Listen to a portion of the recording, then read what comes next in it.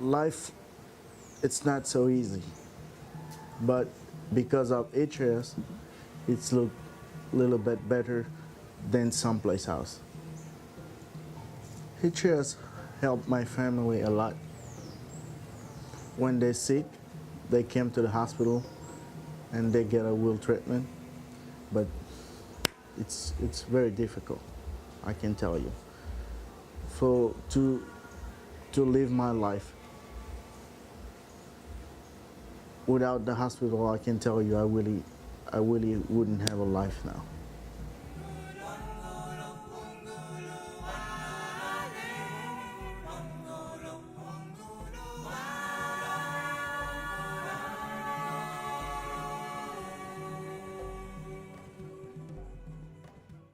A 3-hour flight from Toronto transports you to a bustling hospital just north of Port-au-Prince called Hôpital Albert Schweitzer in Haiti.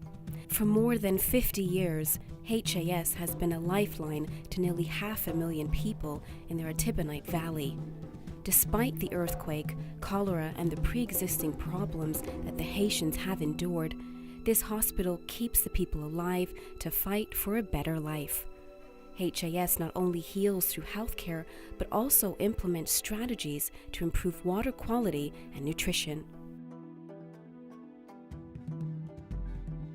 Typical housing around here is 3 or 4 very tiny rooms the size of many people's master bathrooms these days. And 6 or 8 people crammed in at night, and 3 or 4 houses jammed together on a small plot of land. They may or may not have one latrine for the family. They may or may not have a hand-dug well out front if the water table is high enough, but then that means latrines are crammed on top of wells in a very small area. So it's really challenging to make sure that cross-contamination doesn't occur. The dispensaries in the mountains are very important, and it's not only dispensaries, but there are agents de santé working with them and animatrices, and they are going out in the villages. The animatrices are living in the villages. They are responsible for, I think, 20 households, and from time to time they check on the children, check on the people living there, and if there's something wrong, they advise them to go to the dispensary.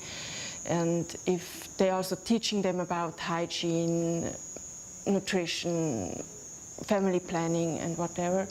And especially if a child is sick, they tell them to go to the dispensary, and so the dispensary can check on them, and if it's really sick, then they will send them to the hospital.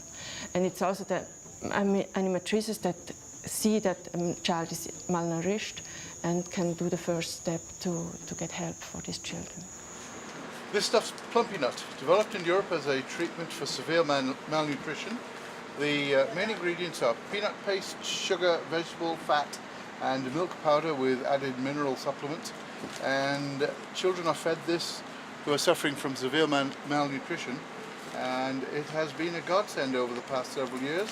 Here's a huge stack of it here at the hospital, and of course many children's lives have been saved with use of this stuff. Especially in the mountains, they don't have a lot of food, and it's always the same food they have.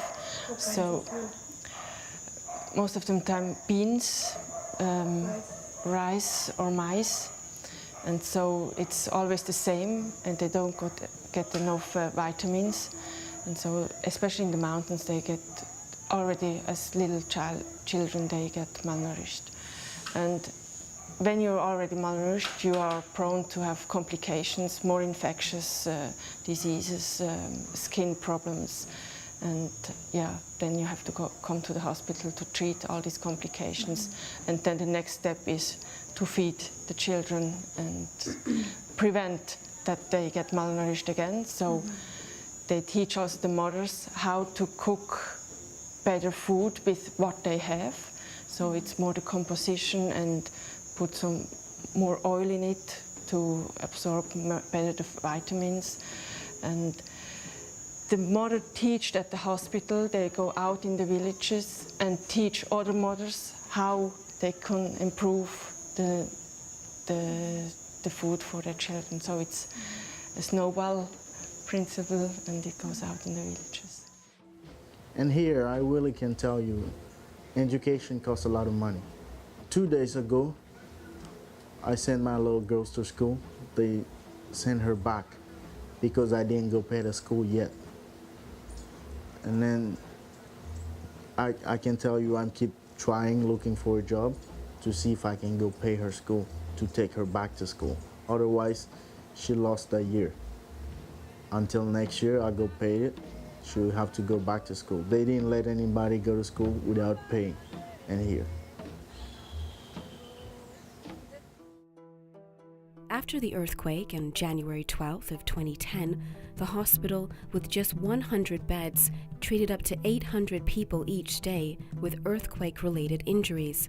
The Hanger Clinic, skillfully established within 90 days of the earthquake, was designed to fit patients with amputations with prosthetics and rehabilitate them to regain mobility.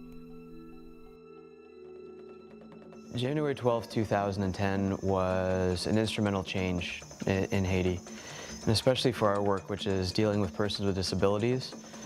The baseline in Haiti is that disability is highly stigmatized and has a profound impact on how someone can live their life, or unfortunately whether or not they'd even want to. The most notable occurrence with the massive numbers of people who were affected by that event is that it became a lot more normal to have a disability, that in the span of a few minutes that we have thousands more amputees, hundreds more people with spinal cords, and tens of thousands with broken limbs, some of which unfortunately won't heal, will never heal the way that we wish they would. So there's a collective experience of disability that we've never had in Haiti before. And it's increased the awareness of the work that I do in rehabilitation, physiotherapy, occupational therapy, etc. That wasn't present before. And it's seen an outpouring in interest, the creation of services such as our prosthetic clinic here at HAS, run by Hanger. And we're on pace to have these services stay afterwards. A lot of the problems, a lot of those issues have always been here and largely ignored as an individual gets amputated, as we have a given person with a spinal cord injury. But to have such an overwhelming wave of them at the same time has created a fundamental shift. The rehabilitation here includes the Hanger Clinic for prosthetics. And in that sense, our work is helping people use their new limb, their prosthetic limb, their artificial limb, as well as they can to do what they need. As you've seen from the terrain here, it's hard for a person with two limbs, two natural limbs, to be able to walk around. And the lifestyles of people in Haiti is quite physical. So in the clinic, we start by getting them to be able to stand up and sit down and walk around. And by the time they leave, most of them can walk carrying objects in their hands or on their head. And for the kids, they can climb trees. Here at HAS, we've taken care of approximately 700 people for prostheses since the clinic opened up at the end of February. So the productivity is incredible.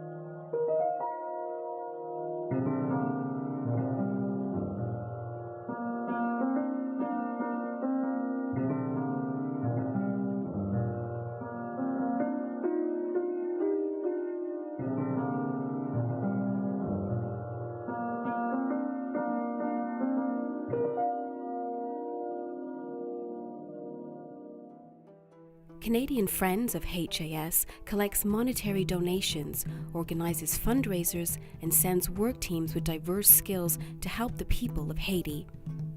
Covering their own costs to participate in helping the hospital, a work team of Canadian Friends of HAS embarked on an expedition to the hospital in November 2010. The incredible experience is one that has impacted their lives forever. Here is one account from the team. When we arrived at HAS, they asked if anybody, what we all did, and I said I was a registered nurse, and because of the cholera outbreak at that point they had only one extra foreign nurse in the cholera unit, so I was asked if I would mind helping, and I said no, I was quite willing to do what I could do, learn what I could do, and learn on the job, and it's been a very interesting experience to do that. The people so far have been very open and very wonderful and always smiling.